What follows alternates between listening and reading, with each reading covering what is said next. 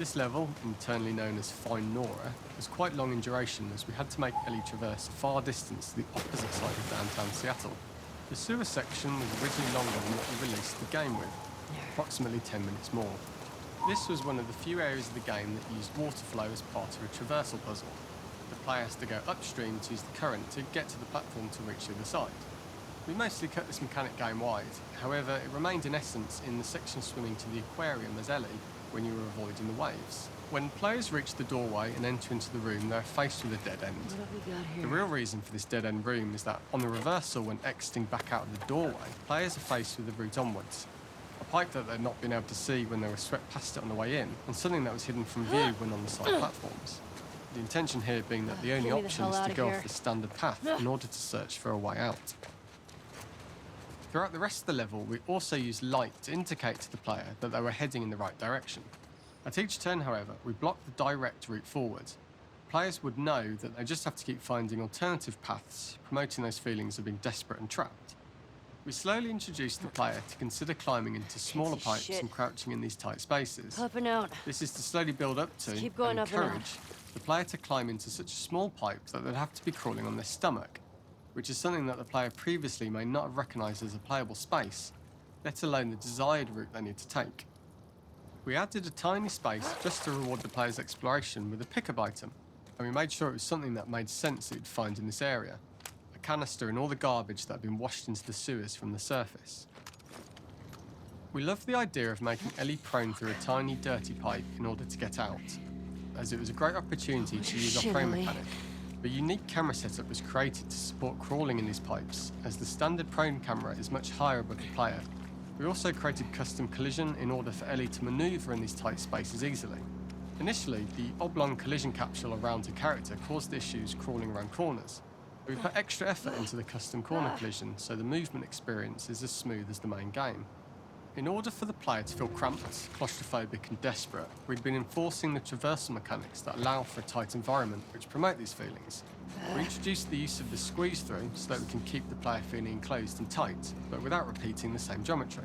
Here we change from low ceilings with wider walls to high ceilings and tight walls to change up the spatial pacing and keep the level from repeating itself.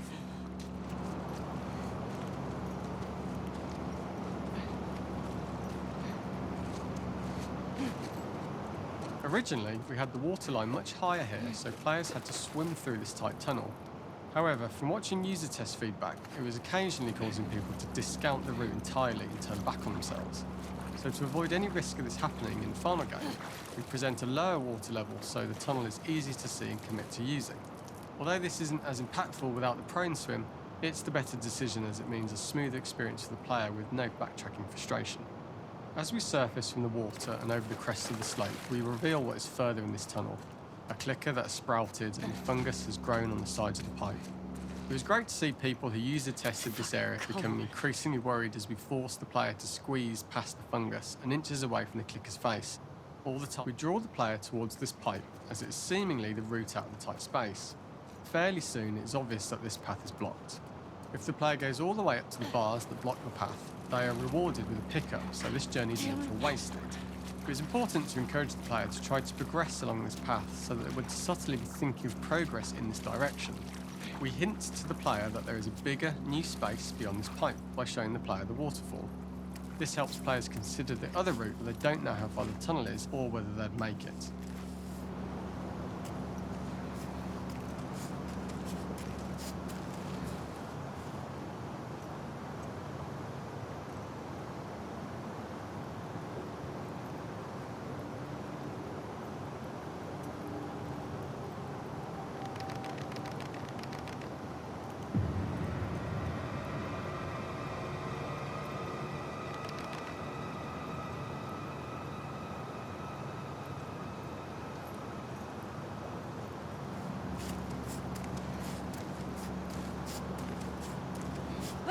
Oh shit!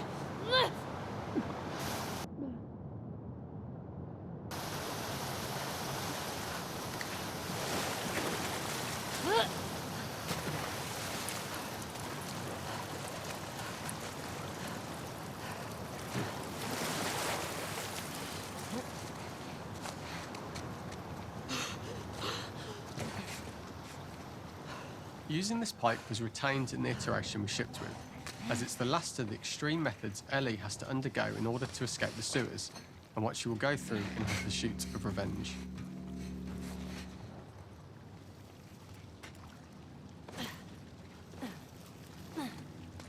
The last ladder climb is quite lengthy, and although we could have trimmed it down to a shorter climb, we liked how this last segment of the journey built anticipation for whether there was success at the top or not after all you've been through.